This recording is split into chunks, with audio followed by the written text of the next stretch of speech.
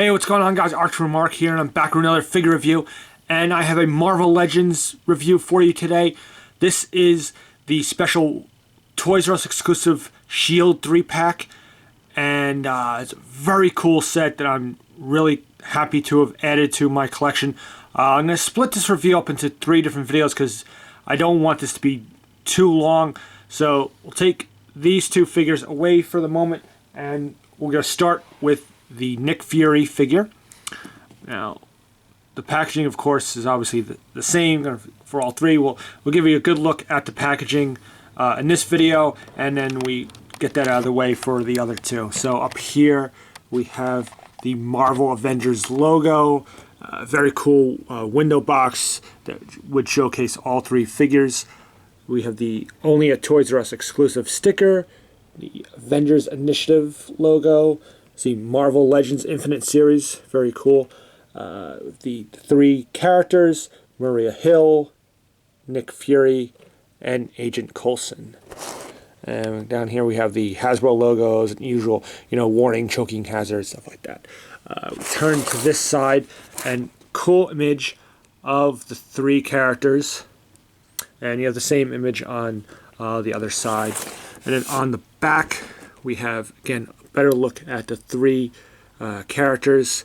So you have here Agent Coulson, no fancy tricks, no superpowers. Agent Coulson just gets the job done. And great figure. We have the Nick Fury figure, which I'm going to review now. The master tactician who formed the Avengers, Nick Fury, hunts evil relentlessly. And we have Maria Hill, an elite espionage agent. Maria Hill is always there when it counts. So that's cool. You get the quick little bios there. Again, the Marvel Legends Infinite logo and all your various different languages and other various mumbo jumbo Marvel, Hasbro logos there. Okay, so that is it. There's your packaging. And I'll set this down as I say. So we're going to start with the Nick Fury figure. Now this is a basic repaint of the Nick Fury figure that was released back when the first Avengers movie came out, which were Walmart exclusives. I do not have a Walmart near me, so I never got those figures. So for me, I'm very glad to pick up this pack, because now I finally have a Nick Fury, at least a movie version of Nick Fury to add to my collection. So this was just a nice bonus for this pack, even though it's a repaint. So very good figure. We'll give you a nice little up and down. You can see he's really well sculpted. There's not too much difference as far as paint apps on him. He's basically wearing mostly black. But try and get this coat. So we'll lift up the coat, and you can see the back. We'll see it's just all black. But one thing you can see right off the bat is the hinges on the knees. They're well hidden. They're nice painted black, so that's good. And the coat, again, has a bit of a flexibility to the coat, so you can move it around to try and help the maneuverability. But it's not too rubbery. It's kind of an in between, So I like that. And see. Again, as I said, mostly black, but you do have little touches of silver. See, with the belt buckle and the little buckles on the holster there, and up here you could see on the holster on this side, and even the little buttons on what I'm assuming are pouches for extra ammo clips. So that's very nice there. Very cool. Look at the facial sculpt. Now I think this is a really well done facial sculpt. I think they did a good job of getting Samuel L. Jackson's likeness. It's really nicely well done. I like the way the goatee came out. It looks very nice and clean, cleanly painted, and the eye patch really well done, and just all that. I'll go over the articulation. Of course, if you already have the first version of this figure, it's the same. But for those that don't, I will go over it. We have a bulge on the neck, ball hinge shoulders, which are hindered by the coat. They go up a decent amount, but they can be a little tight because of the sculpting. You know, it doesn't go up all the way, just the way the coat is sculpted, or the arms are sculpted to like represent the arms of the sleeves of the coat. Double hinge joints on the elbows. Again, can be a little stiff.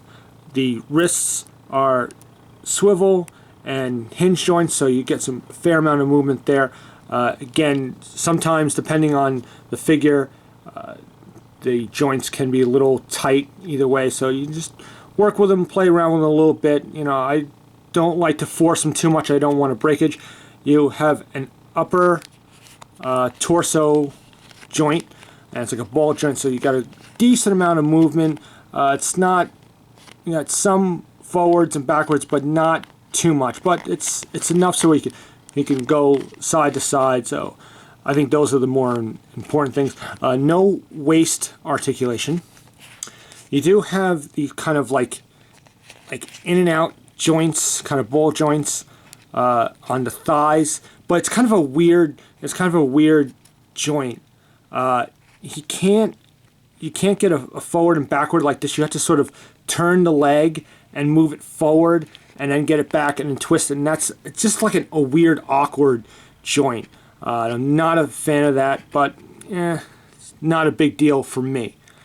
You have double hinge joints at the knees and hinge joints at the ankles, and also you get a swivel at the ankles there. So one thing also, he stands really well. I think probably the best of the three. And of course, as I say that, I'm having trouble getting him to stand.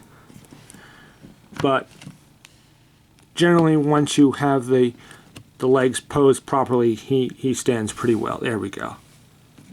We'll even move him back. He stands really well. Now, as far as accessories, he does have these two handguns, and he does have two working holsters. One you see here, and the other one fits nicely in there, so that's good. I'll show you the gun. Hopefully getting good. Now this is, both guns are the same. It's nicely painted and sculpted. It's like a grayish kind of gunmetal. You got this kind of blue stripe right there. And he holds this really well in this hand, and you can kind of put it in here, but it's not. This is more of an open grip. It's not really meant. This is your gun holding hand, so it holds nicely in there.